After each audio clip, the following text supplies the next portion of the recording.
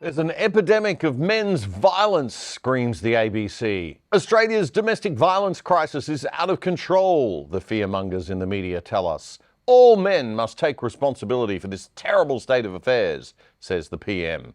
And if you don't care about women, you're not an ally. If you're not feeling guilty, gents, you're a sexist, misogynist pig.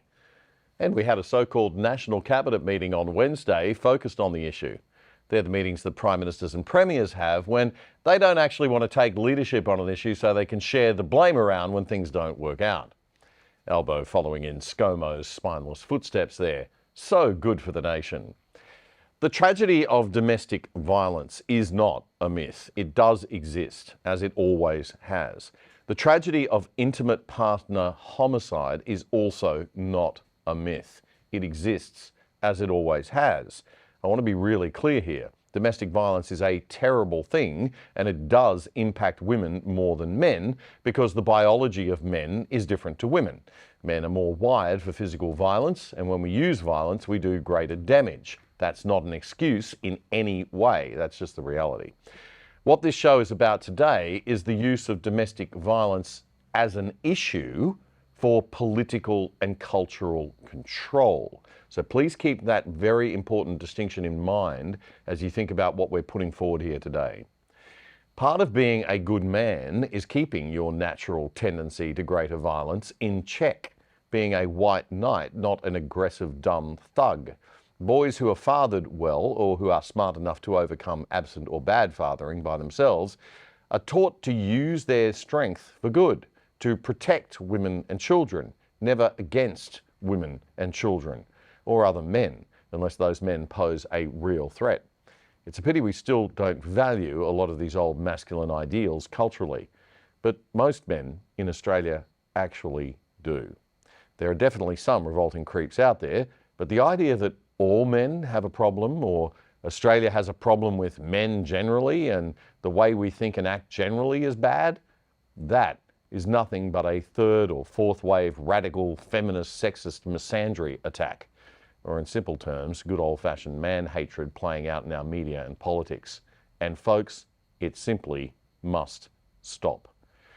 The fact is that the data simply doesn't support the narrative being pushed by the left-wing media and bureaucrats and activists that the problem of intimate partner homicide is getting worse, or that all men are somehow to blame, or that Australia has any kind of toxic male cultural problem.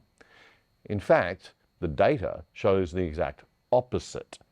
Apart from all the hysteria and feminist marches this week, we also had the latest homicide data released by the Australian Institute of Criminology this week. And this is what it tells us. This is the rate of homicides in Australia per 100,000 people from 1989 on the left of the chart to 2023 on the right. Back in 1989, you had a 1.8 in 100,000 chance of being murdered in this country. Today, it's less than half that. Half. That's massive, and we should be celebrating it. Between the 1st of July 2022 and the 30th of June last year, there were 232 homicides, giving us a rate of 0.87 per 100,000. But what about domestic violence-related homicide? What about intimate partner homicide, the radical feminists will argue? Surely that's gone up. We all know that. I mean, well, actually, no. Homicides are classified into domestic, meaning an intimate partner, a relative, or someone living with you, acquaintance, meaning someone you know not living with you, and a stranger. This chart shows all three types, and the rates from 1989 to 2023 for each type. The dark green line is domestic. The light green line is acquaintance. They have both dropped massively since 1989. The rate of domestic homicide in 2022-23 was 0.3, and the acquaintance homicide rate decreased to 0.24, the lowest since 1989, when it was 2.5 times that. As you can see from the grey line at the bottom, the type of homicide that hasn't dropped is stranger homicide. And the victims of stranger homicide are significantly mostly men. But surely there's something going on. I mean, the ABC's been screaming about it all week. The Sydney Morning Herald, The Age, and Nine Media, and The Project. I mean, surely they all can't be misleading us, can they? They just had an emergency national cabinet meeting Zoom call. I mean, it must be real. It's probably the gender of the victims. That must be where women victims are on the rise. Oh, no, that's also falling. Most victims of homicide in Australia are still male. In 2023, male victims were 69% of homicides, 171 out of the 232 murders overall. That puts the male victim rate at 1.29 per 100,000, and the female rate is at 0.56, well less than half. And over time, it's just more really good news. Since 1989, the rate of male victimisation halved, and the rate of female homicide victimisation decreased by more than half at 58%. So all this good news is just getting a bit too much. How will we demonise men in Australia now if they're the ones getting murdered more and the murder rates are all dropping? This is a big problem for the radical third or fourth wave feminists of sexism against men and general misandry. Whatever will these poor extremist activists do now? Well, maybe we can help them. Let's look at just the intimate partner murders, shall we? There were 38 intimate partner murders in Australia in the 2023 year. It's horrible, okay? But Australia has 27 million people. So the chance of being killed by your intimate partner in any given year is 1 in 710,000. How small is that? Well, the chance that you'll be struck by lightning in every given year is approximately the same. So it's kind of small. You can sleep safely and not worry, folks. Of these 38 horrible, I'm not saying they're not horrible, but 38 intimate partner murders in 2023, 4 of them were male victims and 34 were female victims. But the better news just keeps on coming. The female rate since 1989 has plummeted. And again, even the male rate is down. So this is simply not a major national crisis, as tragic and truly sad as the individual stories might be. We focus on the tragedy of individual stories because we're human and we're not psychopaths. We have empathy. Even one is too many, cry the radicals. Yes, that's true, especially if someone you know and love is sadly the one. But it's like the tens of thousands of cancer and heart disease deaths every year, or the 3,000 male suicides. It's the tragedy of life, and grown-ups realise that government can't necessarily fix it. Whether we react to life's horrors by throwing billions of dollars of our national wealth at a problem has got to be considered using our rational, not our emotional brains. And this narrative just isn't holding up for the feminists and interest groups who want that money and those resources, I'm afraid.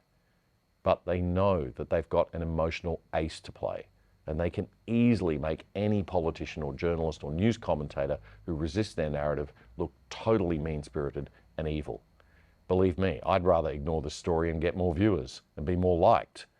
But we can't. I do this show for grown-ups to cut through the emotion and try to work out what's right.